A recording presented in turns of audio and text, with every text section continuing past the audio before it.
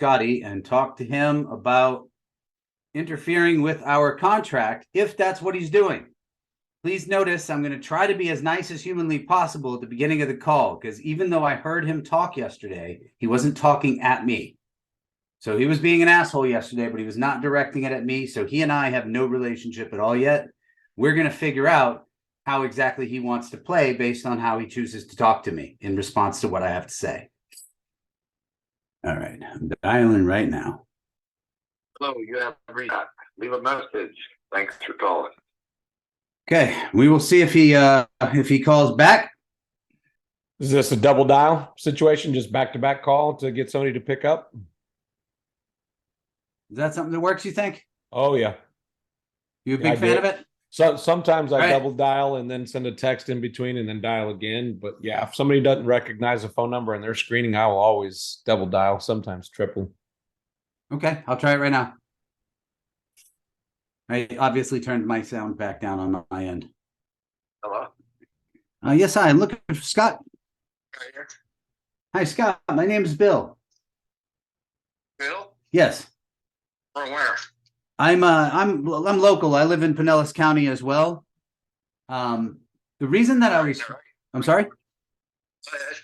The reason I was reaching out to you is about somebody that we both know, which is Kenold.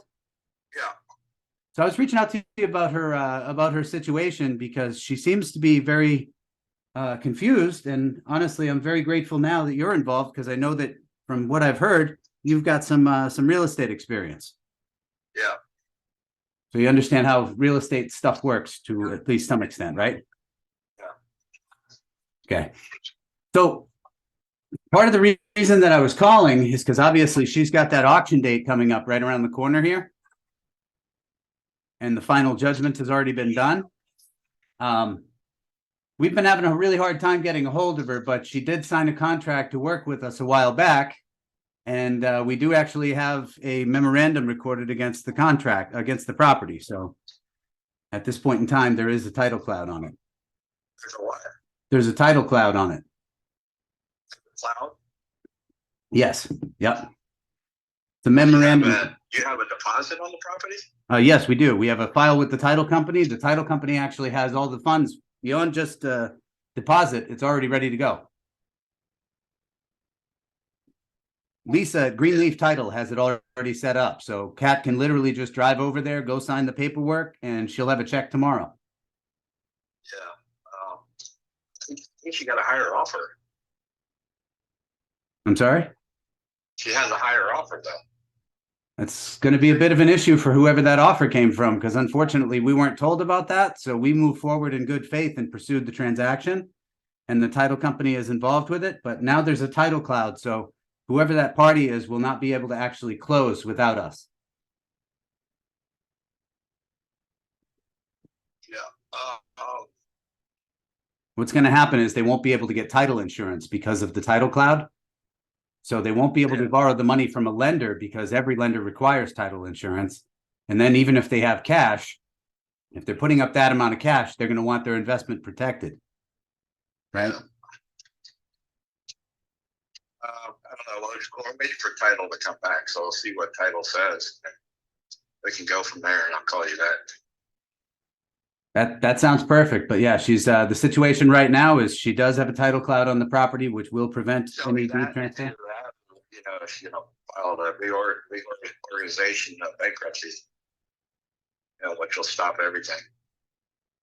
It will stop some things, but at this point in time, her payoff is sky high, and it's only continuing to climb between the code stuff and the pre-foreclosure stuff. The reinstatement amount on the property? No, just the mortgage.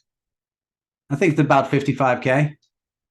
No, that's the whole mortgage. That's the whole payoff. No, the whole payoff is in the mid 60s. You got what's called a payoff, and then you got what's called a reinstatement. Oh, I'm very familiar. I'm very familiar, but the reinstatement is in the 50s. The payoff itself is in the 60s.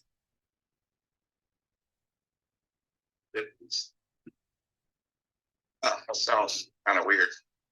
5 times 12 is 6,000 at 2 years is $12,000. How do you get 50? Well, because they also have legal fees. Yeah, but they're not allowed to do $40,000 worth of legal fees. No, they don't have $40,000 worth of legal fees. The problem is she's in her second round of pre-foreclosure. She was already in foreclosure previously, and they stopped Yeah, I it. know she's got an extension on that though. Yes. And now she doesn't have an extension. They've already done the final judgment. So that is very much like they say, it's very final. But at this point in time, there is a title cloud. Nobody else is going to be able to close on the property. She signed a contract, and as a result of that, we entered into the due diligence that is due when somebody signs a contract, and people went to work and did their job as they're supposed to do. And we've been ready to perform on the contract. She seems to be under the impression that being in the hospital will stop the bank from foreclosing or will stop the code enforcement people from accruing liens. And you and I both know it doesn't work that way. All right, well, let me check into it, get with her and see what she wants to do. Appreciate it. I'll talk to you very soon. Take care. All right, thanks.